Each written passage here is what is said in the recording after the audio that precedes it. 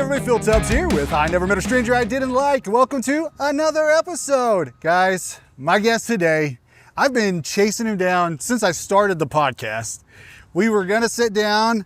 I missed him in the slow season, in the snow cone season, and we got busy in the summer, so we didn't get to do it. And then a whole nother world of things came up, and we got derailed. But here we are, we're finally getting to do it. The legend, the snow cone man, Mr. Phil Eagleton. How you doing? That is hilarious. Brother, I'm great. I have a medication that makes me talk funny. Tell the kids I'm okay. I just have to wait until it runs its course, and then I'm me again. You are you regardless. Regardless. It's not about how you talk. It's your heart. You are you. Amen. Hey, so we finally got you here. Yes, sir. I mean, everybody knows you around here. You are a local legend, regardless if you say it or not. To us, my family, to hundreds of families in this area, you're a legend. We loved you. My kids would come home from school, and we knew that they had snow cones because they said, I saw Mr. Phil today. I didn't have to question who it was or what Phil it was. I automatically knew who it was, and they were so excited. Brother, I'm the one who all those years got the joy, I promise. Oh, I'm sure. We loved you. So we miss it, but we wanted to get to know you a little bit, kind of get behind the snow cone man. Where did he come from? Where did he, how did he get started with the snow cones? A little bit about before that, because we all know you as a snow cone man, but we might not know a little bit more. So let's start from the beginning. Let's do it. Where was the legendary Mr. Phillip born at? So I was born here. Here, huh? Not at the splash pad, no. And my mom was married to a bad dude and had 2 children and got away from him. This was 1960, so different time back then. Zoom wasn't invented and all that. So airmail back and forth to Vietnam, where my dad was, and they had known each other through school, and they reconnected airmail and got married, and that means Army kid, you move. You're going. We go where they go. So yeah. We left, and we come home twice a year, Christmas, summer, and visit. And my dream, I'd see my cousins lived here and all their lives, and I hated it. My dream was to come back and live here. Yeah. And finally, in 2011, I got on the same path during all those years, and my job led me away, and 2011 got to move back to finish my life, and bought the little shack for our daughter, and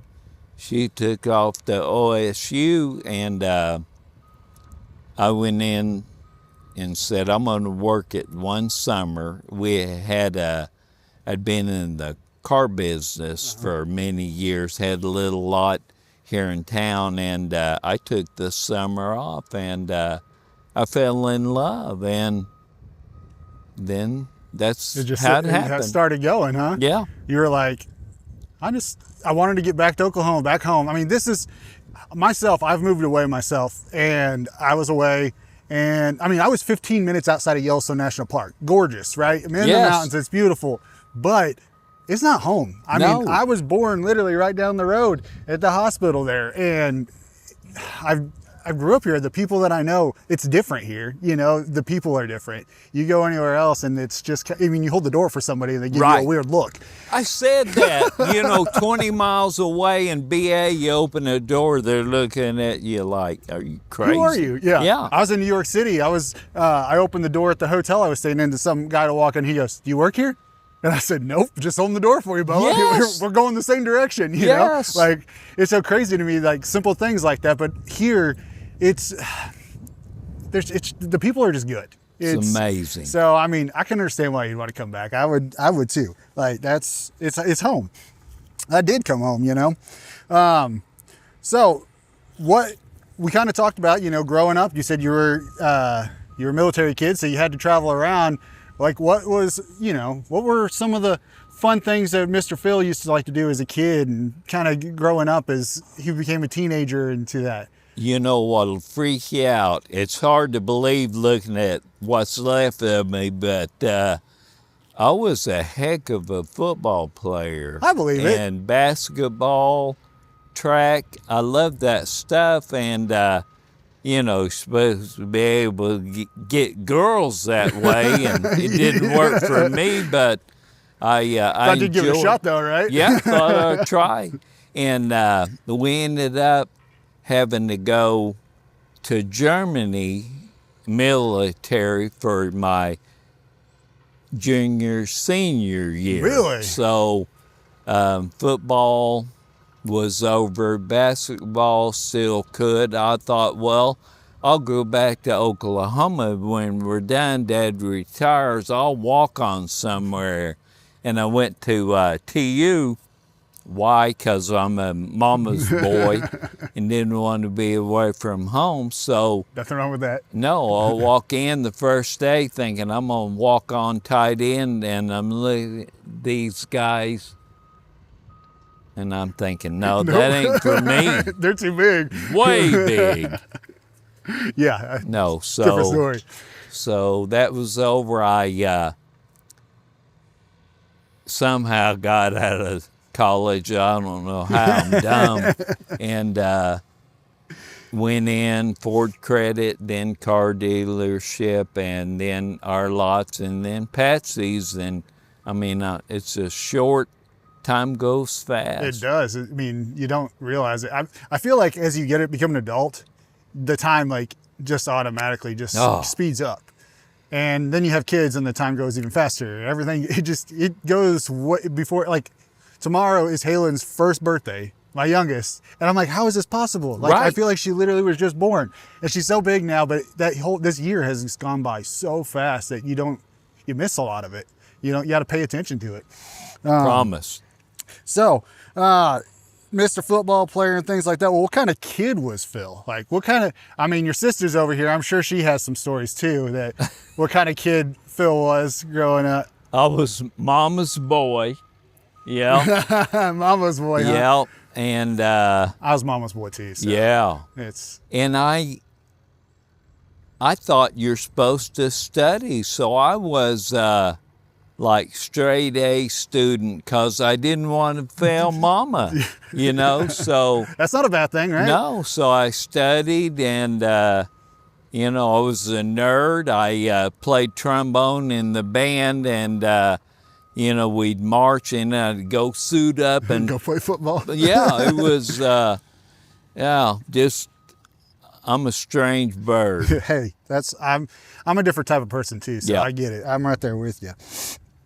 So, you studied, you're smart. So what were your dreams when you were a kid? Like, when I grow up, this is what I'm going to be. I told my dad coming home from church in Germany in our little $500 car we had there, I said, Dad, I'm going to be rich one day.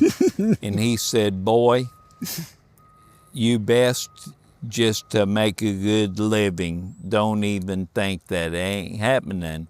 And he was right, but I had no clue. I signed up at TU for petroleum engineering and went very Oklahoma degree. Right, went one semester and I did nothing. They changed it to business thinking he's an idiot. Like, he ain't gonna make it. So I said, okay, let's do that. Yeah. Just left it in God's hands. You just It'll said, I'll go all work out. where I'm going to go, huh? Yeah. Just as long as I got a good living, huh? Right. Happy and making it, Can right? eat and, yeah. Right? So, the idea from Patsy came, you bought the shop for your daughter. giving her, and then she was like, well, I'm going to RSU. I'm going to OSU. So like, Dad, it's your thing now, huh? And so you took the summer off. So you kind of got in there, and you were just like, this is it, huh? It was, nobody was griping about too many miles, not an automatic tranny, wrong color. My wife, by the way, was, when we bought it, said, I don't know what we're going to name it. And Mom had just passed. And she Perfect. said, dummy, name it after your mom. Duh. So, yeah, I got in. It was enjoyable. We're not high rollers, so it made enough money to feed us and pay the bills, and I loved it. Having fun while you're doing it, yeah. Phillip, there were days deep into it that the store, my wife handled all that, and I'd be on the road. And 3 birthday parties, a daycare, a church, and then a company all in one day, 107 degrees. And Yeah. I loved it. And that was part of my health issue. I'd leave, the girls and my wife would say, bring water with you. I'll be good. I'll drink right. something there. You need to go potty. Now I'll get it when I get back. And when I stop working, we'll go. yeah. So years of abuse and coming home, and number one looked like coffee. It was destroying my liver, and so dumb. So stupid. You don't realize those things. I mean, You don't know. I'm the same way. I'm one of those guys. When I'm working, I'll stop when I'm done. Right. Get done when I'm getting done. I forget about drinking. I forget about going to the bathroom, eating. I just get my work done, and then I'm like, oh, the next day I'm dehydrated and tired and worn out. Don't even realize. So I totally, yeah. You just go about your day working and enjoying what you do, and you don't think about those other things. Maybe stop and grab something at the gas station, and which probably not the healthiest foods. Things like that. It's how it goes. Yeah. And that was my wife saying, you got to eat. You're gone 12 hours, and I go and get a piece of pizza and just do more damage, Right. and it caught up with me. Yeah, it does. It really does. So, in those first days, like kind of what were, when you first started out with Patsy's, what were they like? I mean, I'm sure there were some learning curves and different things like that, but were you just in it, just having fun, or like, I stepped in with my daughter the first year, and I said, I'll help. The lines were the only place in town then, and the lines were huge, and there were people telling me, your prices are too cheap, man. And that was in 2011. Yeah. And I said, I'm going to leave them like they are. We'll be okay. My thoughts were, make it affordable where people could come every day if they wanted to. And my daughter's trying to tell me, up in prices. Raise it up. Don't pour over the trash can, Dad. I'm sorry. People to see that. I learned, Yeah. So then she took off. I'm in there by myself looking out at the gun museum thinking, I'm in heaven. I'm back in Claremore. I'm looking at here. Every day was like vacation. You just loving it, huh? Yeah, loved it. And I think, honestly, people could tell that you loved it, because I don't think there was a time we came ever that you were like in a bad mood. That I saw, you know what I mean? Like you were always, as soon as that went, hey, how's it going? You open that door, It was fun. There was never a bad day. Even the people that worked for you, throughout the years, the different girls that have been in there working for you guys and things like that, they always were nice, sweet, happy, upbeat. And that's Give gotta me say your something. hand. Nobody worked for me, they worked with me. Oh, I'm sorry. That's I'm okay. Sorry. That's worked with you throughout the years. I love that. So they, I always, Ann was in charge of interviews. She was one. Yeah, but I said, I can teach a monkey to shave ice and pour syrup, but I can't teach personality. So it was their parents that deserved the credit. Doing they the work, were huh? great, yeah. There's the kids. And I mean, also though, I mean, you got to think with both of you guys there, you and your wife, yes, they worked with you, but you were the bosses and things, and that shows in a reflection of what type of people you guys are as bosses as well, in how the people are in front of their customers. They're happy, they're cheerful, they're wanting to be there. And that's a different, you don't see that too often whenever it comes to that. So don't sell you guys self short too much on that one. But I mean, really, like, you can tell a difference when somebody likes where they work, like where they are, and it may not just they're selling snow cones. It's the people that they're around and things like that. So thank you. I think that Ann was good. I was never there, so give her the credit on that one. So when did you ever think that little shack was going to turn into what it turned into? No, and I would have never ever left it. I mean, so we got the message from Harps that owned 10 Box, we need our lot. So I said how long I got, and I was scared to move. It'd been there so long.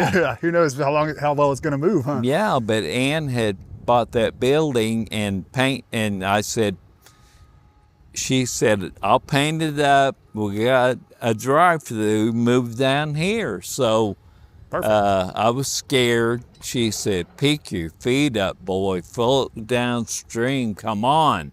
And it worked out. It worked out. Yeah. I mean, because not to say that the shack was, not efficient, but you were only able to be open a certain time of the year. Correct. And so, state law. So that you don't have the running water and things like that you would, so it doesn't freeze and stuff like that. So, moving into that building kind of really set you off. You guys were open all year round, and then you started going into the parties and all that other events and different things like that. Like, it really turned into this little shack, into this mega snow cone business. It was fun. And the hot chocolates. Hot chocolate. We cannot forget the hot chocolate. That was just... we love the hot chocolate during the winter. I would get the hot chocolate during the winter time. It was awesome. Even Emerson, he loved the hot chocolate. So I didn't have a rainbow, but I had tried it with Ann, and she said, nope. And a gentleman came by and said, why do you have hot chocolate? And you went. Ann won't let me. He said, go get her. And she came up and he said, why can't the boy have hot chocolate? She said, you can get it anywhere. Not from my car, I can't. Not from my car. Well. So, okay, we'll try. I love it. And I mean, it was a hit. I mean. It was. People, I mean, I know my family was a hit with us. I'm sure you had more people that were coming in like, yeah, give me, especially like adults, like, I'm not feeling a snow cone right now. Give me some hot chocolate. And you had some different flavors too, to mix it up so you could get a little different thing, So, Patsy's, I mean, it's a snow cone shop. What do you think kind of set it apart that made it different for that community to kind of just be so enthralled with you guys and just be there for you? If I knew that one, Phillip, I'd bottle it up We'd and be sell rich, it. huh? I don't know. I had fun. I enjoyed. I'll tell you this too. Like, I mean, I've had other snow cones, and I don't know what the ice was just perfect. Like, the way you guys had it shaved was just, it beats everybody else. Like, I don't know what you guys did different, or if you did. It was just that perfect shave. Like, we've gone to other places, it's too thick, too big of a piece of ice. And so, it's like you're chewing on ice. It's the people working. I mean, the machines are that are in there are all pretty comparable. It's just you care or you don't. Take your time. And if nobody's there watching you, path of least resistance is usually there. Thank you. Yeah. But taking the time to actually get it. Ann was. See, there you go. That's one thing that made you different. It sets you apart. Those little things do add up when you come to it. And I mean, the gummies and everything, and I know other places do gummies and sour spray, stuff like that, but it wasn't just like you could add gummy worms to it. You had themed snow cones for different types of the year, That different was types fun. of stuff. So you had these awesome ideas that would come up, and we would pull up to the building, and the kids would be looking at all the different pictures, and, oh, I want the one with the Christmas tree. I want the root. And it was fun. It was something different that, you didn't just have a sign that had, you did have a sign that had all the flavors, but it wasn't just a sign that had the different flavors. You guys actually put some work into coming up with these different things and making it fun for the kids to get them try different things too. Brother, I hate to tell you this, but you're interviewing the wrong person. I need Ann here. We need to get that Ann was over here. her idea. That's a genius idea. I think that was another thing that set you guys apart because it made it fun. It was fun. It was fun. You could, Yeah. and I would get different. I'm like, oh, I want that one. Oh, yeah. Like, that's cool. And it was. And I would always shove was my gummy down at the bottom, so it was kind of hard at the bottom. And Yeah. then I was weird. I'm weird about that. Oh, But I was yeah. like, shove that thing down at the bottom. I want it at the end, kind of thing. But so, what are some of the maybe like the craziest orders you ever got there? Oh my goodness. I'm sure you got some kind of weird stuff. Strawberry with pickle juice. Oh, what? Yeah. Pomegranate, cranberry, pickle juice, and cotton candy all combined. All in one. Okay, yeah, that's the craziest. First time I got that, I said, son, I can't do that. His mom said he gets it all the time. He found out what flavor he likes and it's good, huh? Your call, sir. You're like, all right, if you like it, it's on you. Yeah, I'll do it. Did you ever have people that would literally come every single day? Yeah. That was like, they were there every day, huh? And I told Ann back when we were at the shack and she really didn't have the mixed flavors. Mm-hmm. And I said, I tell you, I really think that some people really don't need a snow cone. They just want to talk. 100%. And I love that. And I didn't have to buy one if they didn't want to, but Yeah. I enjoyed chatting with them. And it was just, it was all God. It was meant to be the way it was. 100%. Yeah. God puts us in weird positions sometimes. We don't understand it, but then you go, oh, okay, that makes some Trust sense. me. I'm sure we're gonna get to I'll that. get to that one. We haven't even got to the juicy parts of the story, huh? So, what was your go-to snow cone? I like peach and cream. Peach. Ooh, that's. Yeah. I never even thought that would have been I right like up my that alley. one. I like the green apple on occasion. In fact, I made a peach and cream one day and sitting on the counter. I told Ann, stay out of that. And I came back. She said, I don't like peach anyway. Came back, it was gone. I don't even like peach. No. She was like, oh. Yeah. So it was pretty good. Yeah.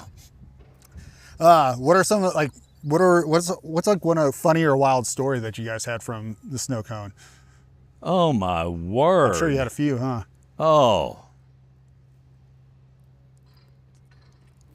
Too many Okay. to think of.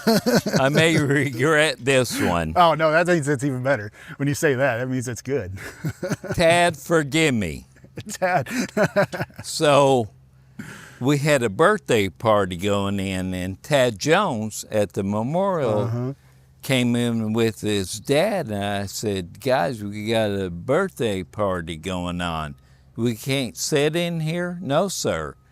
And his dad started to tell me about how he was thought about doing that snow cones in his younger years, and I'm politely marching to the back to get on with the party, watching the news the next morning, and I said, Ann, is that the guy I showed the back door to the other day?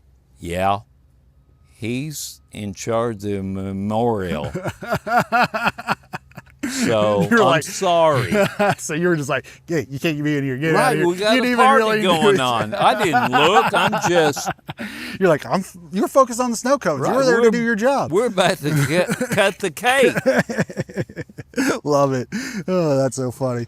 Sorry, Tad. I'm sorry. So, we kind of, 2024, we started, you made the announcement, kind of shook all of our world around here that you were going to have to close down the shop. It shook mine. Oh, I'm sure. I was, in October, the big steam engine came by and looking at pictures the girl took, and my belly was out there, so I went on a diet. And I'm always been, I mean, I ran all summer, wasn't no gym guy, and didn't change my diet.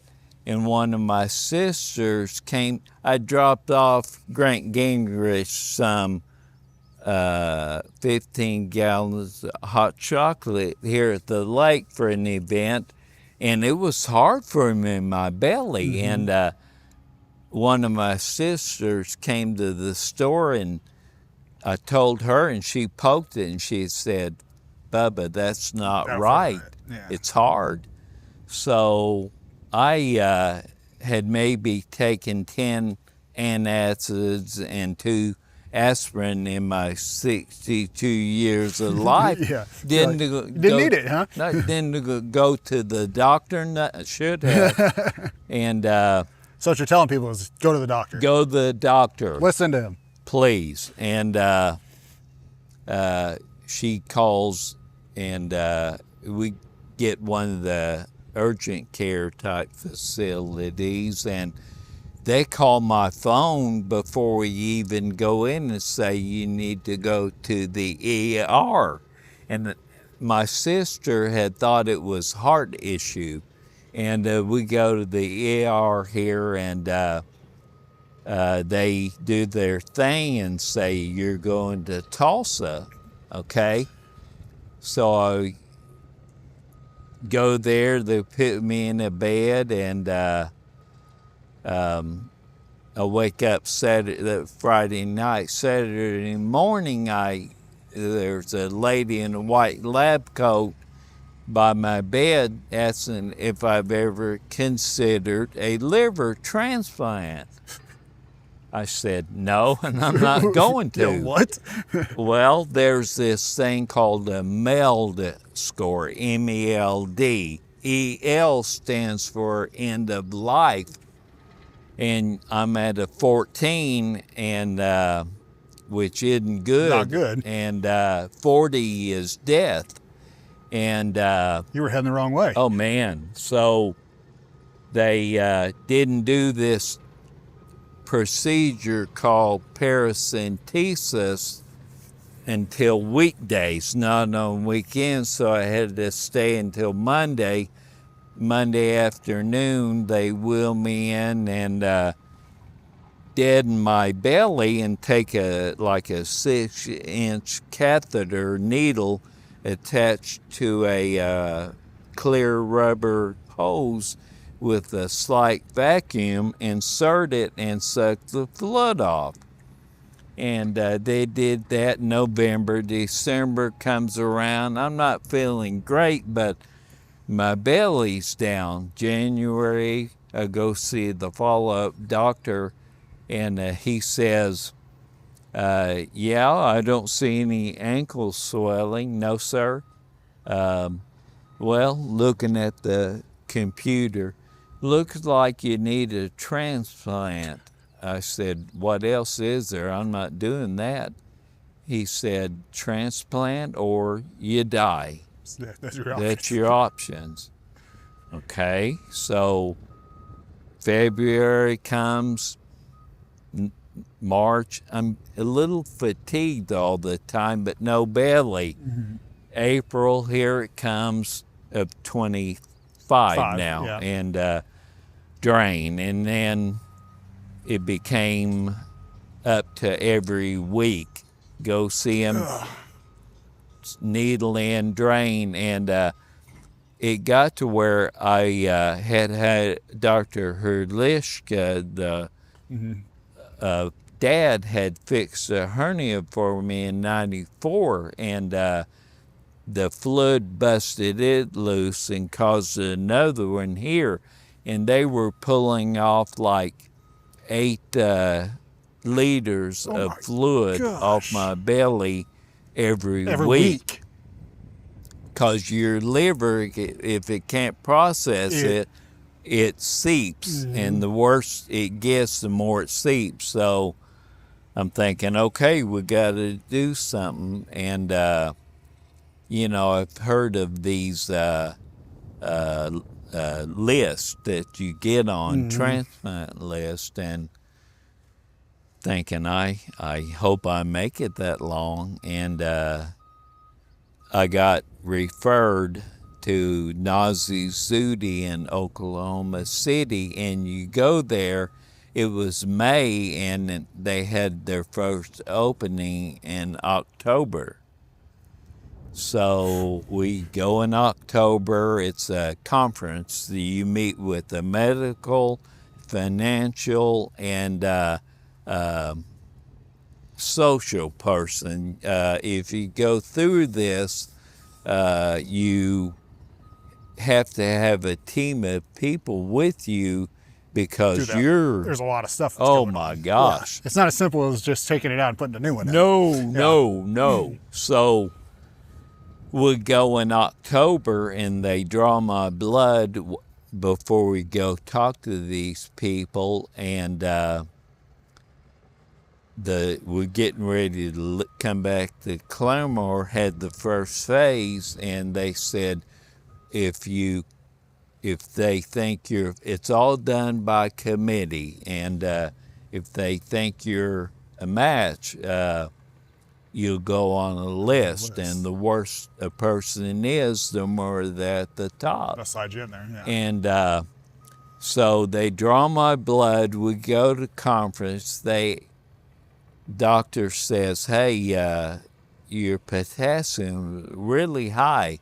Get there, go to the ER. ER. It's not potassium, it's sodium. Something's wrong. Anyway, hospitalized me. And thank you, God. That had them saying, this guy's going downhill fast. Let's start him on the series of testing, because there's a national chapter society that mandates liver, all organ transplants, and you have to abide by those guidelines. And if my heart was not going to let me live much longer, I'm not a candidate. For sure, Lungs, same thing. Bone density, ability to handle stress, blood pressure. So I'm going through all these series of tests, and I needed one more. The machine was down that day, so I'd been in there for a week or so testing, and come back home to Claremore. And that weekend I had a bout. If that fluid's not drained quick enough, toxins build up, and there's a thing called hepatic encephalopathy. That's a heck of a hard word to say with. I couldn't say that regardless. Oh man, and it's true. You go crazy. You don't know who you are, what year it is, where you are. Just kind of out of it. You're gone. Like floating. And my poor wife, I asked her, who are you, that morning when I wake up? And so we're off, emergency room, go back to OKC, and it's true. Anyway, I had 5 bouts of that, and her and Ann and my sister, Pam, would load me up at 5 a.m. and always weekends and drive me to OKC to get me out of that deal. Well, my MELD score into life had gone from 14 to 28 during that time, and that was God's kind of way of getting you worked up that list. I wouldn't have even been close to the list if I'd gone the normal route, but he knew that I was going downhill fast. So my last bout was like 3 days before they may have had a donor, and the doctors pinching my fingers, Ann's with me in the room, and jabbing at my chest, and I wouldn't come around, and so I finally opened my eyes, and he said, "Ma'am, that's not about coma, and coma's followed by death." So the morning of December 15th, I mean, I dwindled to 130 pounds, and the morning they had come and said, "Hey, we thought we had a liver, your blood type wasn't good enough." So they said, "There's a person coming off life support. God love you." And they said, "May not be a good liver, may not be a good fit. We'll know later." Yeah. So we set up all day. I'm dozing because I'm gone, really. And the doctor had told Ann, "I've got a few days." And about 11:30, they wheel this hospital bed in, and the male and female are in. Say it's showtime. And Ann's trying to get me up. I said, "Can I potty first? I don't want to pee on the..." You're worried about that? Yeah, I'm gone. You're not thinking, No. You're just worried about going to the bathroom. You don't realize what's going on, huh? So they take me down, put Ann in a waiting room. 7, 8 to 8 hours later, I come to, and I can't talk. There's some breathing thing. I didn't see it, but they made Ann and my sister Pam leave the operating recovery room to yank that out so I can talk, and good gosh, that hurt. All the way down there, huh? Oh, man. And so they said it went well. I come to in the next day or two, and the surgeon said, "I want you to know what a miracle." No. You're fine. Your donor, I'm 130.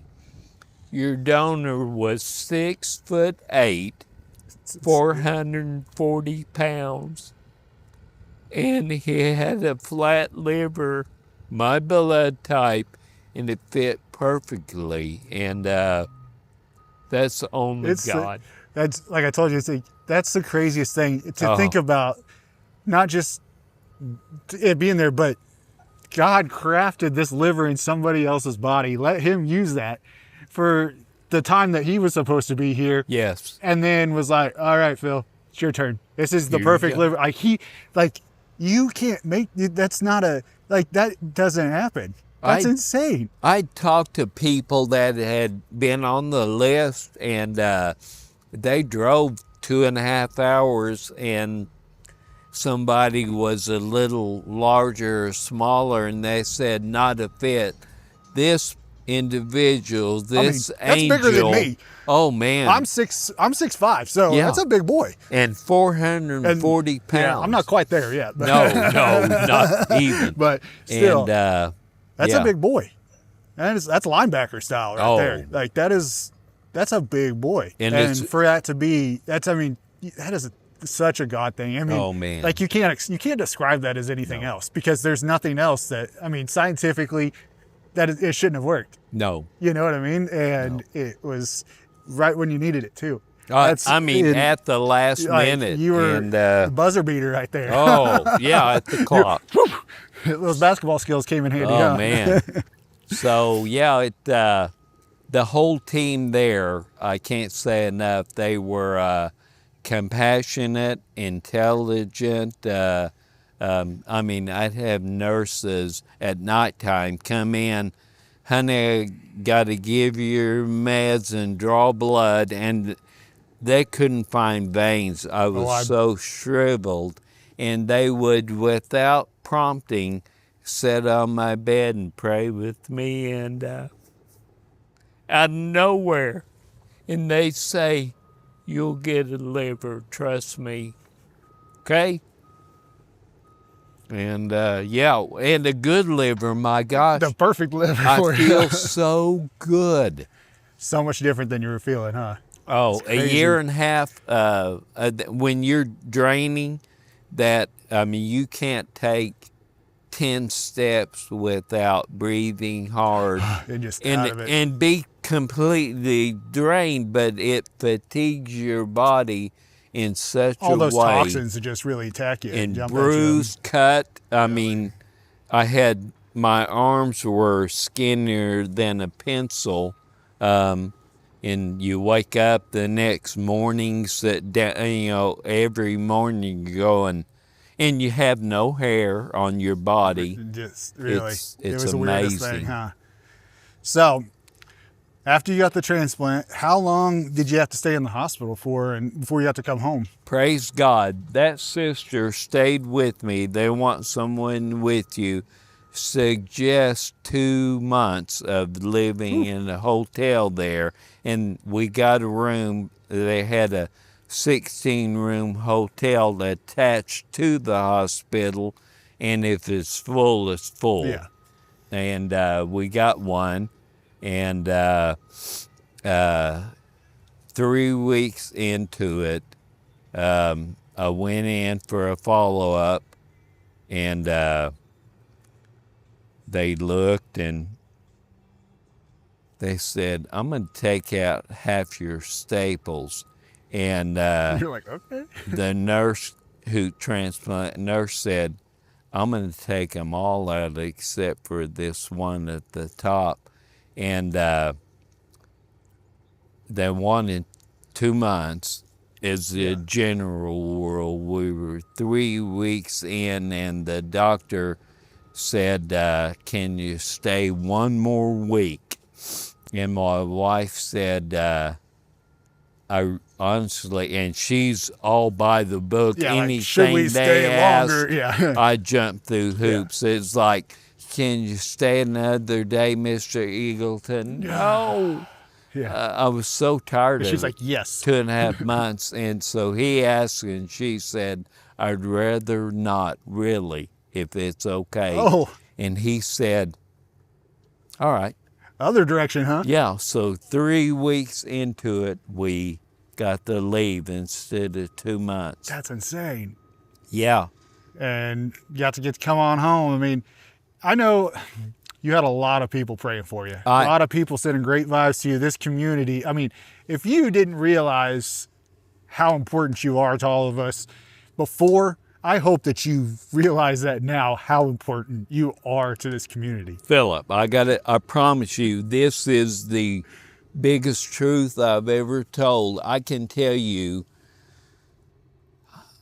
I can't count the number of times I'm laying in that bed, and I mean, there's something in every orifice, and I'm saying, God, I'm okay. Just let's go. I'm good.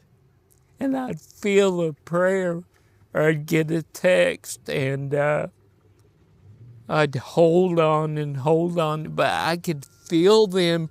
I could feel those prayers, and that one too. Come in, say a prayer, and I said, "Nog, I'm done, honey. I can't do it anymore." No, God told me, "You're making it. You're making it. You hold on." Okay. All right. Yeah. That's Sorry, I'm kind of... No, I'm sorry. No, that's...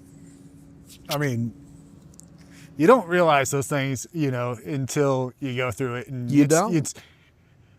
I've dealt with depression myself and being down and sick, and you get to that, like, your mind just goes, I'm done. Yes. I can't do anymore. Oh. You're tired. You're physically, I mean, I was in a different situation, but you're phically, like, I wasn't sleeping. I was so tired. And I mean, like, literally would go days without sleeping. And Yes. I'm exhausted. Your body can't work. Your brain's not working. You go, I can't do this. Like, if I have to live like this forever, I can't do it. And that's how I totally understand what you're saying from that. But it's the people that are around us. I mean, I'm only alive today because of the people that are around me. Amen. And it's and God. I mean, he knew that those were that he said, I'm not done with you here yet. And I honestly think, I mean, we lose good people, and it happens, and it sucks, and we all go, why we lose that person, and things like that. But I don't think, even if I were to go have my liver transplanted and I'm younger than you, I don't know if I would even be recovered as quickly as you have. And how God. You are, like, I mean, you're sitting here with me just a few months after, I mean, a couple months after surgery, and having this conversation with me home, all sitting on your bench. Like, that is, to me, that is crazy. It blows my mind. For the first 2 weeks or 3, and then, 5, I can't count, but I mean, Pam and my wife would, while we were there, have to push me in a wheelchair. And then I finally got to where I could walk about 15 steps with a walker, and a friend of mine got me a cane, and we came out here a month or so ago, and I left my walker, left everything, and I took off walking.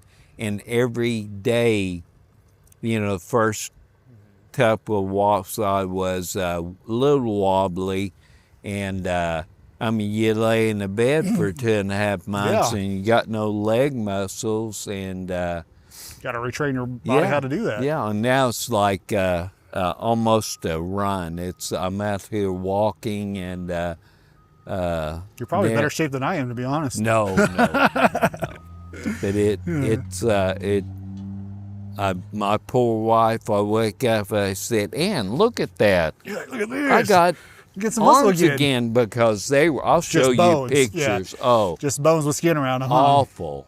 That's insane. So I got to ask a question. It's kind of an out there question. It's a funny one. So I was reading, actually, it's funny that this was already set up, but something popped up, and I was reading this story about a woman that had a heart and lung transplant, and from the same donor, and which I guess is really unprecedented. They were like, hey, these work. They got them both.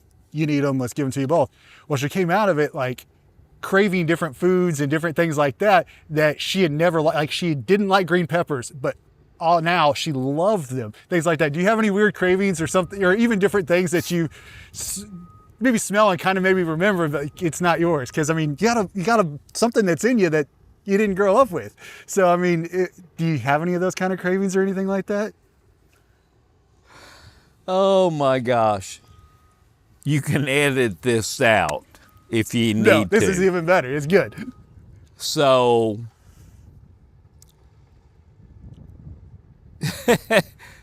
you can edit it. It's good. You're good. They say...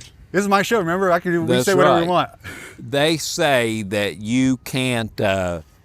you don't mind the smell of your own. Yeah. And I didn't. But I come home and it's like, that's not me. That's not mine. No. So that's changed in you, huh? That, maybe, I mean, he was a big boy, so. It's mind-blowing. It's like, that ain't me. But I just thought that was funny because, I mean, I've heard, and I saw some other stories that these things come out, they get transplants and they come out of it like liking different things and didn't like that before, and Yep. now it's their favorite food. Like in that she had gotten a lung and heart transplant. The guy had passed away on a motorcycle crash. Yes. And she said when she woke up, she never ate McDonald's, but she was craving chicken nuggets.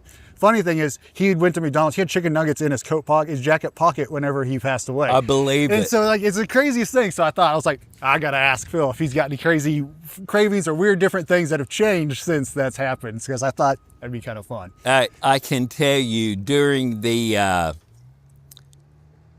year before the testing and transplant, I mean, you're limited to, I was where I could drink 1 liter of fluid a day.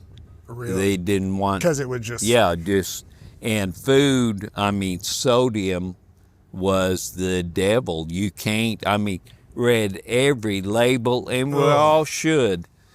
But I could eat nothing, and Ann would cook, and I was not hungry. I shrunk, and I'd put a napkin over the food, and she'd take it, and I knew she knew I didn't eat. But I mean, I came out, I was freezing in the hospital.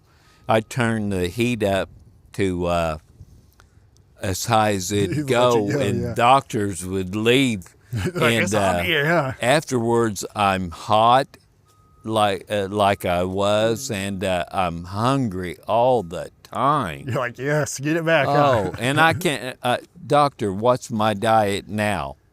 You don't have one. Just eat what you... What a gift. What a gift. So what would you tell somebody that may be going through this kind of situation, that, you know, they're in a spot, maybe it's not liver, but it could be a different organ they need transplanted or things like that. What would you tell them in that moment? I'm glad you asked. I've had somehow from Facebook people from as far as way as Florida message me. I saw your story, and I lost one recently that was significantly younger than me. Broke my heart. And I know the one is younger and not doing so well. It kills me, but I try to be there for their family, you know, and listen to your body. Pay attention. I mean, I'm not saying go overboard and keto and this and that, but move your body. Go potty when you need to. Drink water like you're supposed to. So little things that, you know. Little things. If I'd have just done regular that, things, normal things. I wouldn't have gone through this. And I told Ann coming home that day from the hospital, had I known it was going to be so painful and so much, I would have stayed with the no transplant for me. But after one day, I said, you know, I'd go through the whole thing again just for a month. Just to live. Just have more time. It's amazing. Well, I have to say, I'm glad you're here. Thank you. I'm very happy that you're here. Before we start to close out, do you have anything that you would like to say to the community, to the people around here? I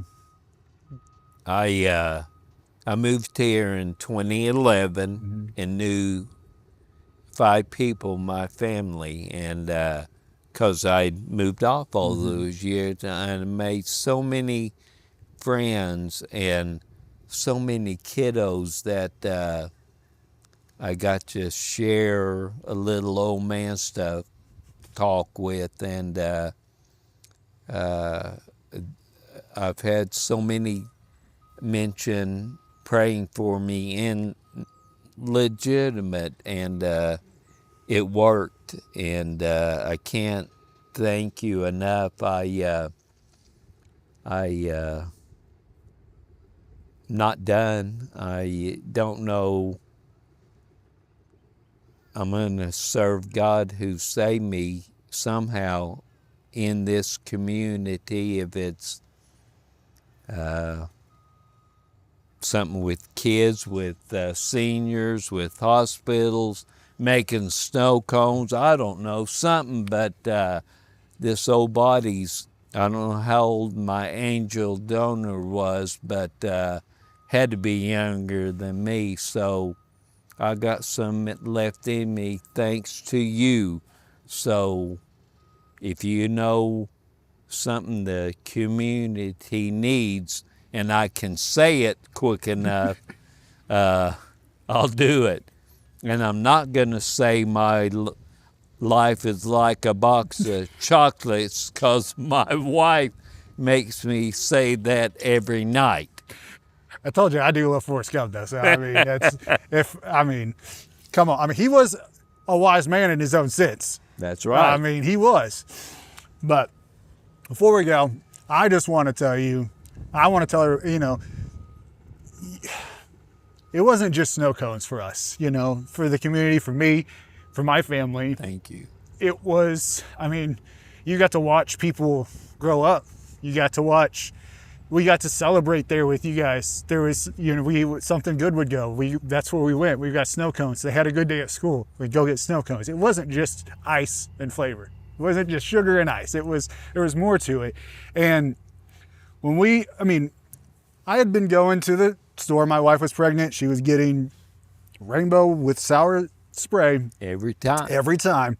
And we had a daycare. We closed it, and we had some chairs we were selling them.